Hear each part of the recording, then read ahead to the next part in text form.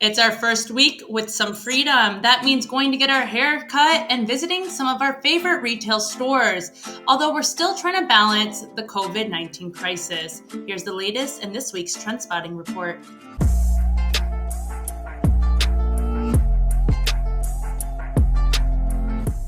Half a day, I'm Adriana Cotero. Here's your TrendSpotting report. We press on for COVID accountability, and it seems when it comes to some of the biggest expenditures, there's not much to account for. Using her Title 10 special powers, Governor Lou Leon Guerrero authorized payments for several hotels and services, often without having formal contracts. While verbal agreements were made, Director of the Department of Administration, Edward Byrne, said they were executed under emergency procurement. Byrne said, quote, "The normal rules don't apply in these circumstances," unquote. In particular, we're looking at emergency quarantine and isolation facilities, hundreds of hotel rooms, and even condominium spaces, many of which went unused at $100 a day. Then there's a payout for $80,000 for food vendor Capital Kitchen, without any sort of written agreement. Another instance included a memorandum of agreement with Health Services of the Pacific for medical staffing, including overtime and mileage to staff the quarantine and isolation sites. While Byrne says the governor is the only person he's taking marching orders from, the DOA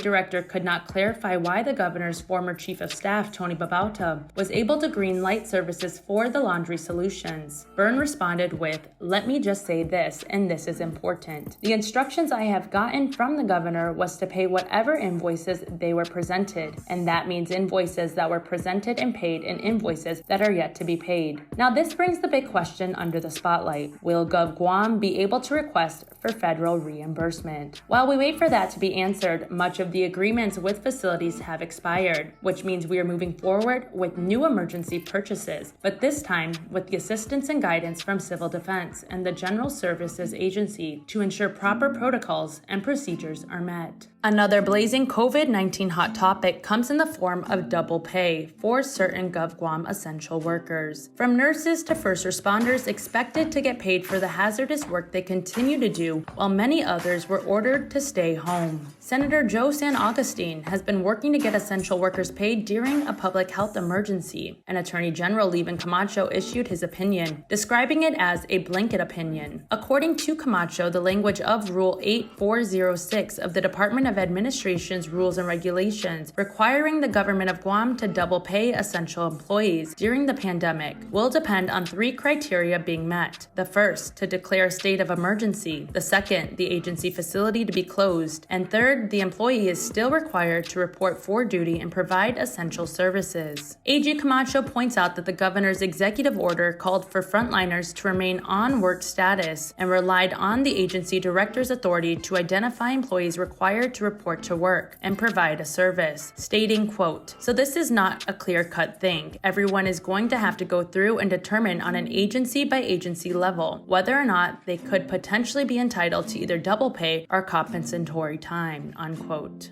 AG Camacho adds that this rule was never written to cover pandemic responses, but rather in instances of natural disasters, and the legislature ultimately has the ability to set compensation pay. The issue, however, has become so contentious that the Guam Federation of Teachers is planning to file a lawsuit against the governor and has obtained over 400 GovGuam employee signatures. In response to the AG's opinion, GFT's Robert Koss told KUAM, quote, "It's just an opinion," unquote. Also speaking out this week for the island's COVID heroes was former Governor Eddie Calvo on our interactive morning talk show, stating, quote, "I don't know how you go around things when it says in the books you got to pay double pay. And if you called an emergency and then called some folks to come out to work on that, if it says in the Department of Administration's rules and regulations it's double pay, it's double pay. I don't know how you make an executive order to contravene it," unquote. And bringing some relief for island residents suffering from being out of work or low on hours, the federal economic stimulus hit mailboxes this week. Some 40,000 checks were processed, many starting at the $1,200 range for single people, $24,000 for couples, and $500 for every kid under 17. Guam joins millions of Americans in the one-time CARES Act payout. Thank you all for tuning in to another episode of TrendSpotting. I'm Adriana Cotero. Have a safe weekend.